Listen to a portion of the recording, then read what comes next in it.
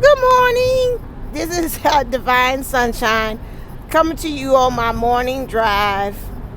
Today's topic is um, really about competition and creating that balance.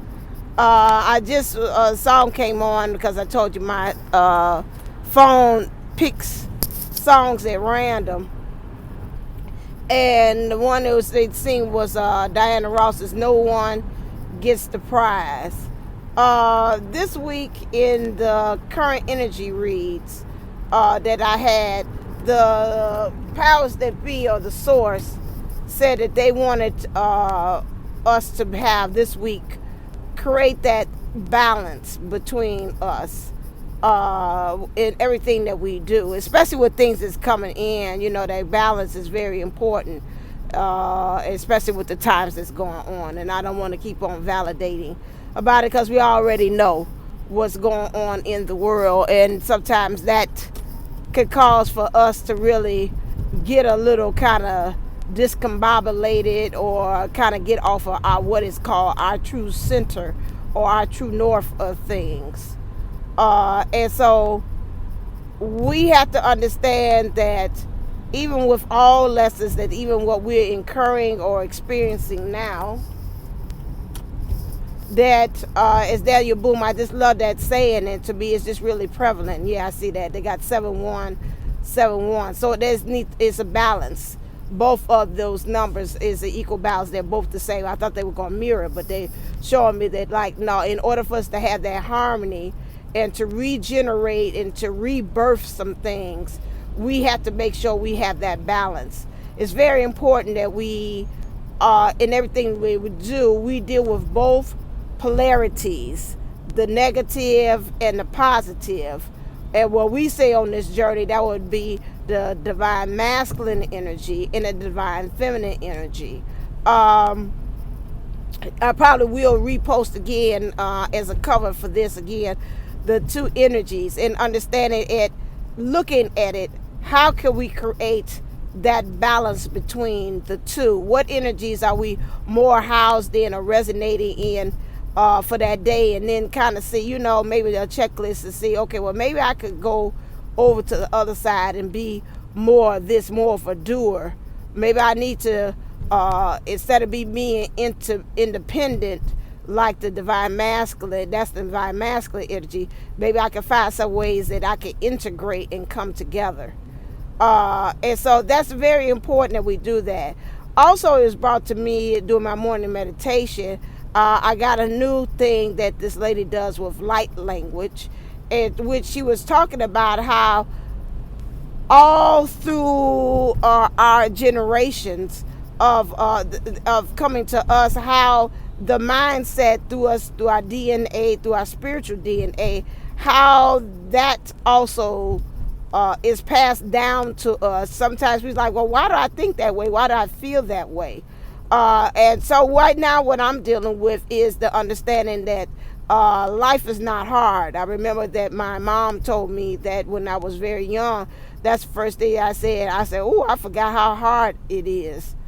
And my mom looked at me like, well, you about 5 years old. What? I mean, you acting like you worked a 9-to-5 job, And so some of those things might be for past lives, if you remember.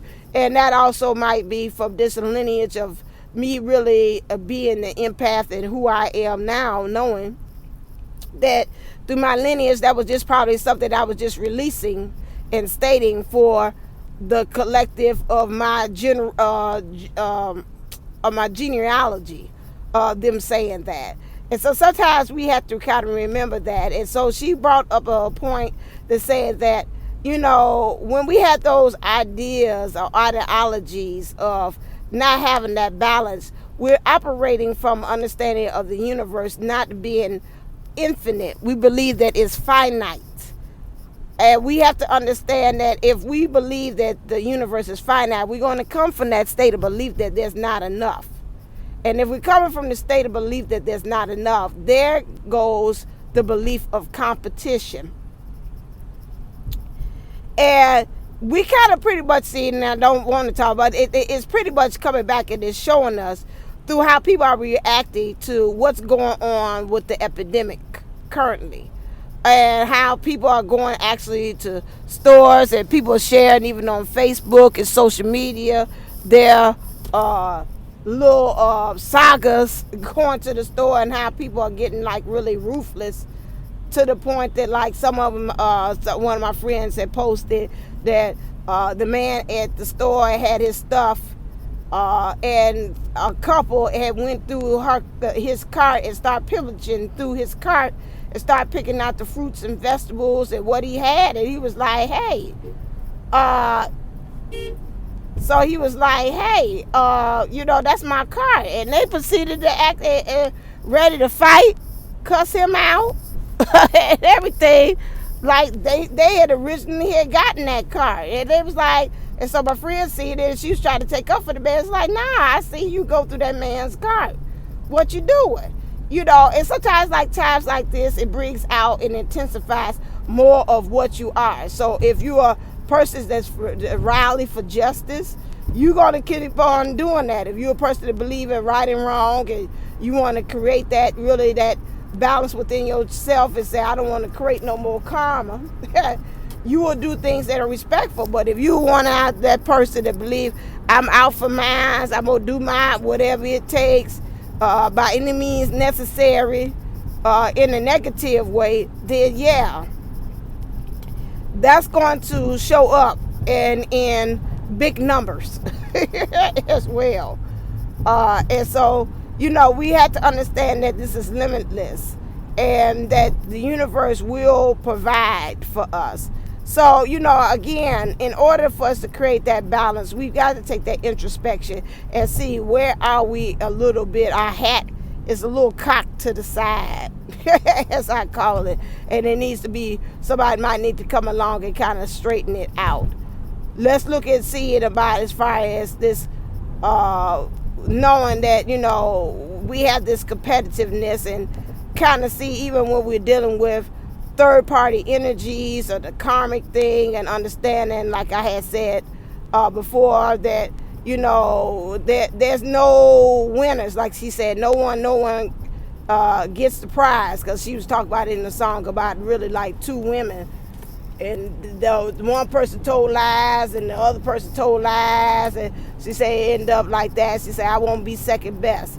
I don't have to be just for you being in a situation that has to deal with a person, but you have to tell yourself also, you have to tell yourself also when it comes to life that you can't be second best. You have to find ways in which you are practicing self-love, even if it's dealing with your divine counterpart, how you put maybe their needs before you put your own. That's another competition. And that you've got to come to the point to understand, let's get you taken care of. That's right. The powers that be and Source showed me, said, no, let's get you taken care of. Let's deal with that first, and then everything else will fall in line. So I just wanted to come on this very quickly and tell you about that sense of competition and how we looking at the world. Are we looking at the world as if it's against us? Some of us have that idea too. Are we looking at the divine masculine or divine feminine, our counterpart is working against us? Then I would say take introspection and look at yourself to see what ways are you doing wrong, like it says cycles, so or ways that you need to start ending the cycles of the things that's going on within you. I want to bring to your attention, I have started a new, and sometimes you got to push yourself out there to create something new as well, because again, with you and your mission and purpose, or following your bliss, which usually mission and purpose comes along with that, but in following your bliss, sometimes you have to find yourself doing new things, and that competition might just be you. It don't have to be somebody on the outside. You got to keep on fighting yourself, saying that, I can't do it, I'm not good enough, I will get criticized. I put that on my community tab too, about spiritual leaders, and things go with the territory. You have to constantly kind of really talk to yourself that, hey, just because this person has this feedback that might be negative, but that don't really define who I am. So again, you'll find yourself in competition with that. And so my thing is that now I am following my bliss, and some things that I had said that I wanted to do on my business plan, I'm chopping it down one bit at a time, and I thank God for the universe, although I don't like that we're experiencing a shutdown of mass proportions, but at the same time, it's going to help me to really get aligned with what I need to do. And I say, if this ain't a sign, because I kept on telling God, or source, or powers that be, as you call it, and I even told my dad, I was like, I ain't got time. I want to start. I want to get things together, and I ain't got the time. And so now, lo and behold, now I got the time. So if I would sit there and not take advantage of this great big opening of me being able to be at home and to work and still get paid and still work on my bliss, that's ludicrous. That's crazy. That's absurd. And this is a very fortuitous opportunity that I need to take advantage. So one of the things that I had said that I was going to do was to deal with me and spreading my my thing. How about I say my word? Well, okay. What things that I have as far as my message at a more broader scope is to go on Instagram and tweet. So I have a exclusive feature that's only featured on Instagram and Twitter, which is the card reading of the day. So each day I will read a card reading for the energies for the divine feminine and the divine masculine. It's a message that's written. And I also will give a message for light workers. So if you're working on your mission and your purpose, there'll also be a message for you that's doing the light work out there as well. So that's exclusively only on Instagram and Twitter. So follow me on both, Divine Unisouls 11. I can be found on that. Follow me, and I will follow you back in return for that. So that's a nice exchange of energy, but that's only exclusively. I will not be doing cards on YouTube. YouTube will only continue to do like the current energy reads, and also the divine, what's going on with the divine masculine channel messages on that one. I'm still working on Patreon. I'm collecting ideas from people that I work with to kind of help me kind of tweak about how should I build that platform. And that's been very helpful. So I could know how I could do that as well. That's another piece that I want to add on to that, another platform. So I'm working on the bliss and stuff that I need to as well. It felt like it was something else that I wanted to tell you all. I'm trying to remember. Yeah, so that's the main thing that I am. Of course, I'm still trying to find out ways that I could do workshops and other things that I want to do. So I'm trying to gather that all together. So like I said, it's competition with self, to say, oh, I want to do it. That's a lot of work. And so that's why I'm trying to work with my energies to understand that, it's not a lot of work with that. And some of us is afraid to go out there and step out there just because we're afraid about success too. What's going to happen when I get there, where everybody else understand where I am, what I'm doing, a lot of other things. And then also my past lives regressions, things that I have too, that I finished my class. And so that I will be also operating that. And that's another branch out I want to do. I call Sankofa Fast Forward, which is helping people to look back into their past experiences, to help them to use that to heal and to create a new future.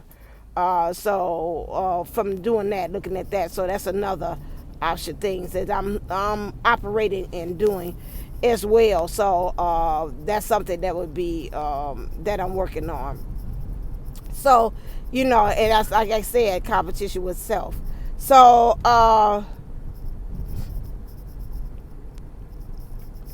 I keep on feeling like it's something else I got to say, and I don't know. I'm trying to let it kind of resonate with that. Okay, so there's this saying, you are good enough. Remember that at all times, that you are good enough. Forget about the competition or anybody else. Forget about maybe what had been said to you as a child, that you weren't good enough, you're not smart enough, you're not pretty enough. That's a thing that you have to deal with too as well. Forget about the third-party energies or the karmic situation that is on its way to turn into a dojo situation, which is learning how to be on the true path that you need to be on, and which is gaining really true divinity of self.